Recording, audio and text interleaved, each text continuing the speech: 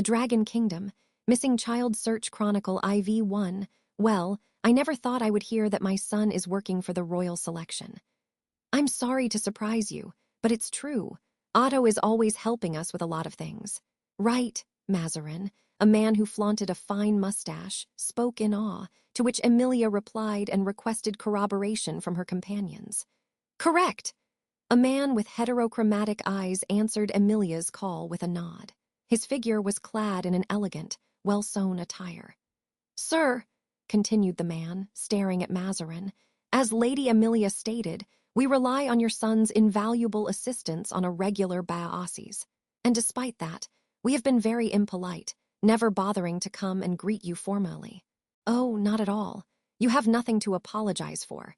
If you find my inexpert son worthy, feel free to use him as you please. I know he would consider it an honor, too. Right, do you expect me to just say yes to something like that? The forceful racket of a third voice cut into the men's peaceful conversation. The sudden shout led all eyes to the youth who was panting and moving his shoulders up and down. Otto, oops. He immediately put a hand to his mouth, becoming aware that he had just ruined the ambience.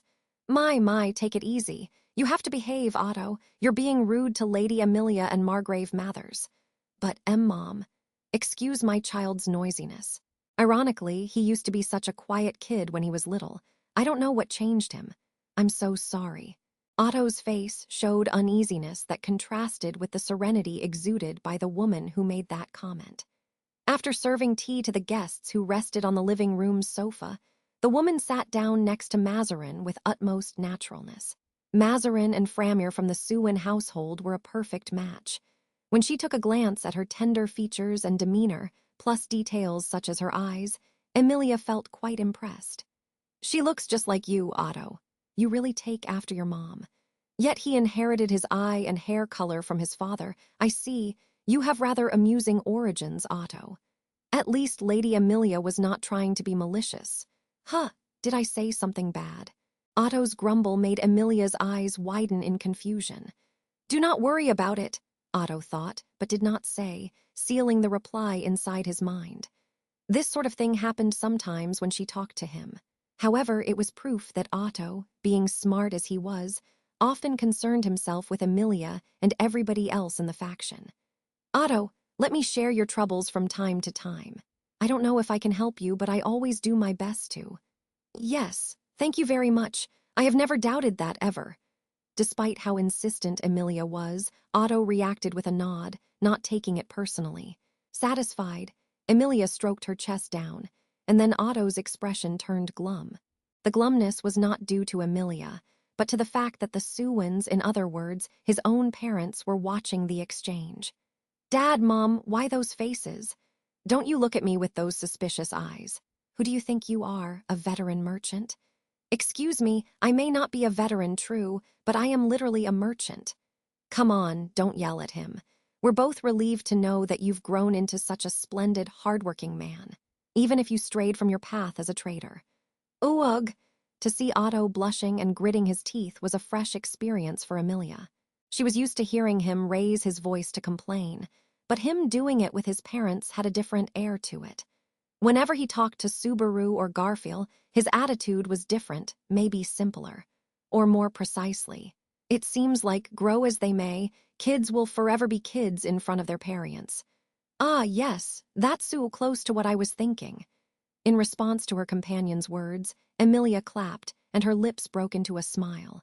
Frustration became even more evident on Otto's countenance, whereas joyful smiles appeared on his parents. Suddenly, Emilia found herself fond of Otto's family. Nevertheless, it was pleasant to chat with you, but to be honest, we have not come here with your son only to greet Yao. Would you mind if we made one slightly complicated request? As soon as the companion, Roswell L. Mathers, broached the topic, Mazarin Sewin, head of the Sewin Company, shifted his stance from a mere father's to a merchant's. Too done. No way they're gonna try to kill Otto Bro again after how badly we scared him off. Or rather, after Ram talked them out of it with her eloquence. Both Sister Ram and Garf did amazing back there. Petra delivered her report with childlike enthusiasm. I'm glad, said Emilia, relieved. They were in a room of the Sewin family's house, which had been allotted for the guests to stay. Emilia received the report from her other 3 companions, who had been absent during the discussion with the Suwans. Ram, Garfield, and Petra had been entrusted to complete a certain task in the commercial city Pictet, and that was, I can't believe I was forced to give closure to Otto's woman issues. Hearing that ain't gonna help Otto bro get over it, though. I mean, it ain't really his fault, maybe it's just his luck, or the way he talks or acts, I dunno. You make it sound like he deserved it. With an awkward smile, Petra listened to Garfield defending the subject of Ram's displeasure while trying to soothe her. Even so, the story probably matched what Emilia had heard, thus, out of the 2, she agreed with Garfield the most. She did not believe that Otto was to blame. So, that woman, who's acquainted with Otto, was engaged to many men, and got angry when Otto exposed her secret, am I right? That's more or less the gist of it. Still, I'm sure there was a better way to fix things, so Otto should have thought better of it before angering her to the point she hired an assassin. An assassin? Holding her own elbows, Ram uttered an answer that made Emilia's shoulders quiver. That woman and the assassin were the reason that Otto had been, heretofore, unable to return to his hometown. In fact, his recent visit was still being kept secret. However, it's all solved now. Master's name sure came in handy. Roswell's name? Oh yes, since he's important in this kingdom. Yes, exactly. If he's always going to be bringing problems, then he might as well lend us his name for a good cause. Petra declared so, standing proud and dignified, a great display of fortitude. Emilia could only marvel at how dependable the girl had grown. Petra's collaboration was also very valuable for their plan to rescue Subaru. Really, thank you so much, Petra. What brought that on, Lady Emilia? You don't need to. But I want to say it. Not only to you, but to Ram and Garfield too. I want to thank all of you. Although Petra was confused to see Emilia bowing before her, Emilia shook her head sideways and then bowed again before Ram and Garfield. If it weren't for all the help you've given me, I'd probably have tripped midway and never found the strength to stand up again. That's why. You wish to thank us. It might be a little too soon for that, said Ram, interrupting Emilia's speech and narrowing her pink eyes. Emilia raised her eyebrows at the stiffness in that voice. Well, Garfield clicked his fangs, I can't blame Lady Emilia for those feelings. If Otto Bro's family's supportin' us, we'll have a method to get Tha Empire and find Tha Captain. And we're just one step away from that. You're right, but... Still, Ram may be cold, but she ain't lying. Let's keep our emotions at bay for a while, or we might end up like Tarnjan the Hasty. Aight. Garfield flashed his fangs with a smile, and then looked alternately at Emilia and Ram. Being the recipient of his gaze, Ram breathed out a small sigh. Are you trying to flatter both Ram and Lady Emilia? How impudent. Disgusting. Hey, I was just trying to give you a power-up. Power-up, so you've caught the Barusu syndrome. My condolences, get well soon. GRRR, Ram's ruthless attack robbed Garfield of all drive. Seeing the pitiful scene, Emilia tried to find the words to comfort Garfield. It's fine, sis, let them be.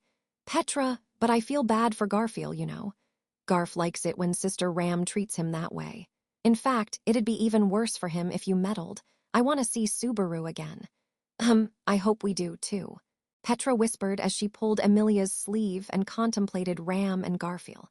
When she noticed the weak, childish facet that the girl, despite being brilliantly mature, was showing, Emilia nodded in silence. The 2 yearned equally to see Subaru return safe and as soon as possible. However, though, I think your yearning might be a bit different from mine, sis. Huh, Petra, what do you mean? And once again, the mischievous side that Petra hid manifested itself to torment Emilia without any mercy. 3, if I am correct, Master and his colleagues are still busy negotiating with Mr. Otto's parents. Yes, probably. I hope they can reach an agreement soon, though. After leaving the lively room where Petra's group sojourned, Emilia entered another one. Upon arriving at the calm place, she encountered Frederica, who kept her maid uniform despite the trip, and is Beatrice still resting? Correct. She has not stopped doing so ever since we arrived. According to her, that prevents the excessive use of mana. Yes, she's in battery saver mode, was it? Emilia turned to look at the bed at the back of the room where Beatrice slept. The girl had been lying there, her eyelids closed and fringed by long lashes during most of the day, including the journey to Pictat. However, she was not merely sleepy. Miss Beatrice is meant to stay in repose until she can rejoin Mr. Subaru. Of course, I know. I tried asking my lesser spirits, and Roswell did some research of his own too, but at the end of the day, we can't do much about it without Subaru. The contract between a spirit and its user allowed them to exchange mana via their gates.